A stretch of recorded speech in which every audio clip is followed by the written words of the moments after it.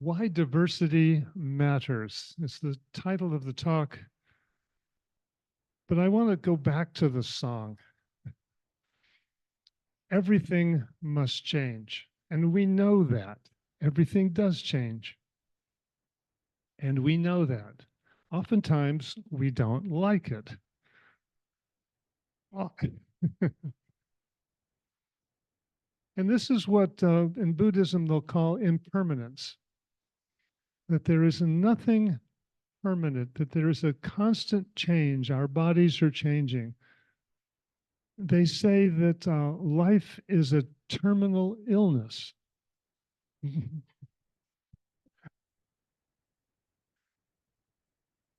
And so, as we make peace with change, we open ourselves up to acceptance of the diversity of life that is everywhere.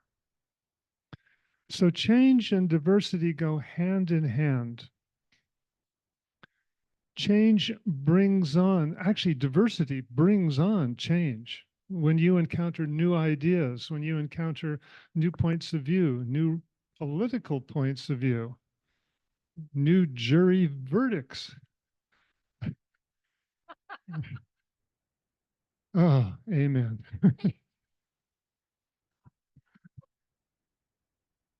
That brings on change. And the importance of change is it stirs the pot. And diversity, and that stirs the pot more than anything else. It's bumping up against people within our community, outside of our community, outside of our country. When we travel the world, we bump up against differences, which challenges our own small point of view about who we think we are. So diversity matters because it stirs us up. It it brings up the shadow within us, and we can never truly see ourselves until we see our shadow, until we explore the shadow, because it's in the darkness where the richness is, the unexplored richness. So when we talk about impermanence, we get really attached to controlling life as it unfolds. And those that are most successful in life are those that can adapt to change the quickest. We simply adapt. It doesn't mean we don't do it kicking and screaming, but it's the adapting process which is so important.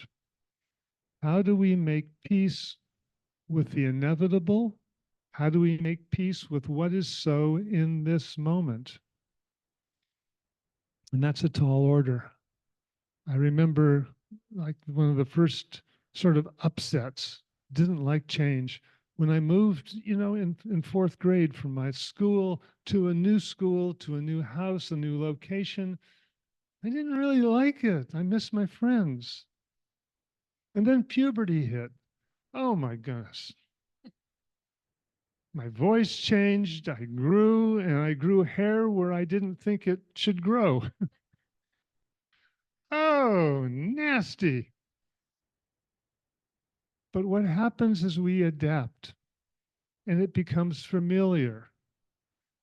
And over time, what seemed to be so new and fresh becomes just ordinary. And in that ordinariness, we forget about it. It's just ordinary. We see it every day. So if we look at change, what seems like a really big deal in the beginning oftentimes changes into something really magnificent as a butterfly blooms into, actually, as a caterpillar blooms into a butterfly.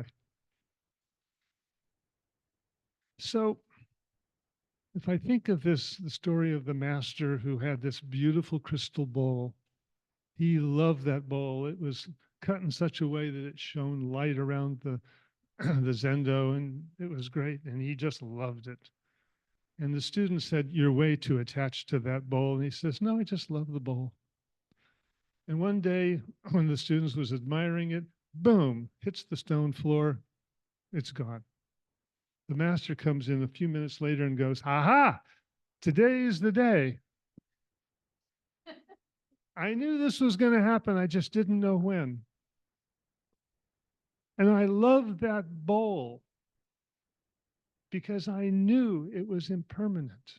I knew it would be taken. I knew it would be in the dustbin, as everything is. So, how do we appreciate the diversity and the change that is before us? Do we do it as a master does, knowing that it will always change? This too will pass. If we think of religions, how many religions have come and gone? How have they changed over the years? How have they adapted? There are thousands and thousands of religions that attempt to explain the ultimate invisible, that which is perhaps or not even perhaps, we don't know. Why try to put it into words? Why not simply enjoy the dance and try to not to figure out the dance? I heard someone talking about a scientist who was very interested in dissecting a rose and the fragrance and how it smelled and what were the chemicals and how it worked and all of that. He became just really engrossed in trying to figure that all out. And his friend said, "Why bother? Just smell it." And it shifted him. He was trying to get to something to figure out the joy that he felt when he smelled a rose. Don't figure it out. Simply enjoy it. What if we were to apply that to diversity? Is not to try to figure it out, but to simply engage, to move a little closer, to become curious. What is this diversity? Like the candles behind me, all of the myriad of colors in those candles. Was out with the cats this morning, looking at the yard. And I was thinking of the diversity just in my own yard. And then I looked at one plant and looked at the diversity of color in that one plant on the one set of leaves on that one little branch. If you think of the colors just in this room, let alone outside in nature, it's mind-blowing. There's a huge amount of color. Could you imagine just red roses everywhere you looked? How poor we would be. I mean, they would be pretty like at first glance, but boy, too much ice cream. It's too much ice cream. Too many red roses. It's just too many red roses. We need the variety. We need the ebb and flow. And that's when it comes into embracing change and embracing diversity. And again, I'll say diversity pushes us. It prods us. It calls us to do better. Because in order for us to survive in diversity, we have to go with the flow. We have to be a little bit out of control. And I used to practice that by hopping trains. I'd hop a train with a backpack, small backpack and a guitar to entertain myself. And I would take off for days and just go into the wilderness and not know where I was going or where the train was going or where it ended up or how would I get back. And it taught me a lot about letting go and about pain and about suffering. It's cold in boxcars, really cold, and it's bumpy and loud and messy and dirty. And why would I want to do that? I was looking at the fear of not knowing what was happening, being completely out of control, being at the mercy of what was happening. The reality is, in a way, we are at the mercy of life the way it unfolds. And we always have been. And when we take a look at how can we be at ease with the way life unfolds? And that takes practice. And every time I would become fearful, I would have to take a look at, well, if I'm fearful, then I've lost myself. Because if I were to close my eyes and I would ask in this moment, am I okay? Bumping along in the middle of a rainy night in a very cold boxcar. Am I okay in this moment? The answer is always yes. I can find myself when I close my eyes and I simply be. I listen. I sense. I feel. The reality is, I just get out of my head because it's my mind that is always scaring me. If the mind stops, there is no fear. Now, maybe there's reaction in the body that's there for survival purposes, but it's the mind that causes my suffering. Diversity keeps pushing us so that we learn beyond our comfort zone.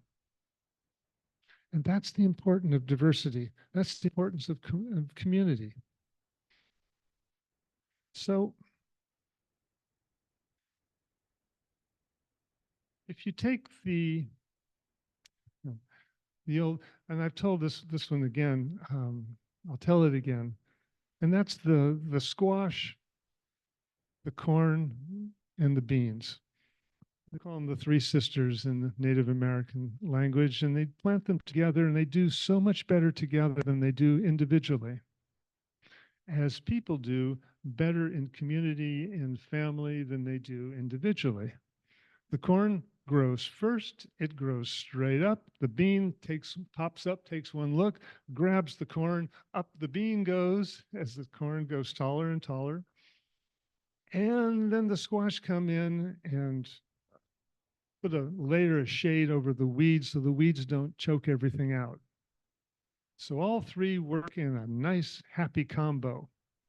But you might ask, well, what's in it for the corn? Corn's doing all the work, lifting the bean. And what's in it for the squash? The squash isn't getting anything from the corn, or I mean, what's going on here? The bean's getting a free ride. But if we look under the surface, if we look beneath in the darkness, that's where the magic's happening. There's something within the root structure and the enzymes that's produced from the structure in the bean that nourishes the corn and the squash. So it's a symbiotic with all of them. They work as a team. And we know that when we work as teams, we build bridges, we build all kinds of wonderful inventions and creations, but we also build community and love and safe places to grow. So we know that diversity works. It works because there's a variety of ideas and experiences. When we have different musicians come, we have different speakers, we learn from all of that variety. Really important for the variety. You know, you can watch Star Wars, I don't know how many times, and you'll see a little variety, but if you're to watch different movies, you'll also get different experiences too. As good as Star Wars, the first one, was, there's more out there. So,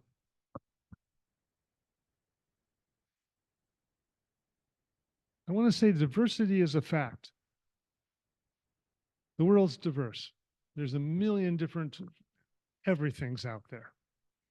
So let's anchor that diversity is a fact. There's no reason to fight against it, but we do, but it's a fact. Inclusion is a different aspect of it. And this is where the importance comes in. This is where the real rubber hits the road. Diversity is like walking by and you can hear a dance going on and you walk in and it's cool to walk in. You're welcome here. That's diversity. You're welcome. You're here. Inclusion is when you're asked to dance. Someone comes up, hey, would you like to dance? Whoa, that's engagement. That's inclusion. That's where we have that sense of feeling and belonging. That's where the sparks fly. That's where you really feel a part. You no longer feel separate. So diversity gets us in the room. It gives us the opportunity. We come to community, and it is a diverse community. All communities are diverse. Some are much more so than others, but there's always a diversity within, let's say, a community like this of ideas, experiences, um, sizes. You get it. But when you engage with the other, when you get to know the other, when you have some skin in the game, all of a sudden things change. Things become, you become closer and maybe not closer, maybe more hesitant. But the more we engage, the more familiar we become, the more we start to see how important one another is in the overall scheme. And that's tough to see. So I'm going to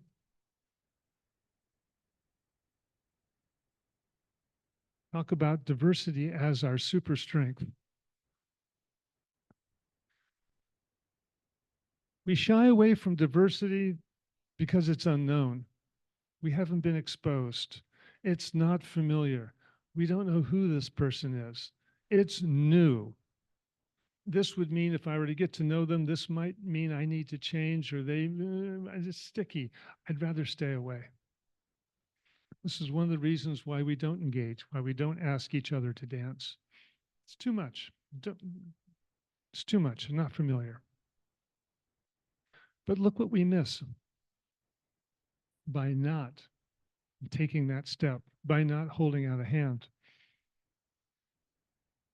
Number two, when we see diversity in other people, it's a threat to our identity. They have different ideas, different customs. Look how they dress. Oh, and their hair. Oh, my goodness. The jewelry they wear. Oh, man. The language they speak. Can't understand a word of it. Sounds like silverware falling on the floor. So it all comes back to protecting my own little self-identity. We're fearful for diversity and other people because it's a threat. It feels threatening to ourselves. If we can see that and understand it, we can see that I'm standing in my own way. I'm standing in my own way of actually seeing the beauty, finding something more magical than I could ever imagine. Those that have traveled another country are rich by high measure, especially when there's really different cultures. You end up in sub-Saharan Africa in a boma and you watch the dancing. You go to a kirtan in India, or you go to Bhutan and you walk in the Himalayas. Everything is so different. There's different ways of building, different ways of eating and preparing food, different clothing, different everything, and it all works. Where did I think that I had the best way of doing everything? And that's the humbling process. And in Christianity, they say that it's the more spiritual you become, the more humble you become. Because you realize that you don't know. You don't know the answers. But it would be fun to explore possibilities. So then again, the operative word is curiosity. And so as we move through in this, if we can stay curious, that's an amazing aspect, amazing aspect. So besides the threat to our identity, we have competition for resources, we have uncertainty. Of course, we're going to be fearful. But do we need to be fearful? And is that just our mind speaking?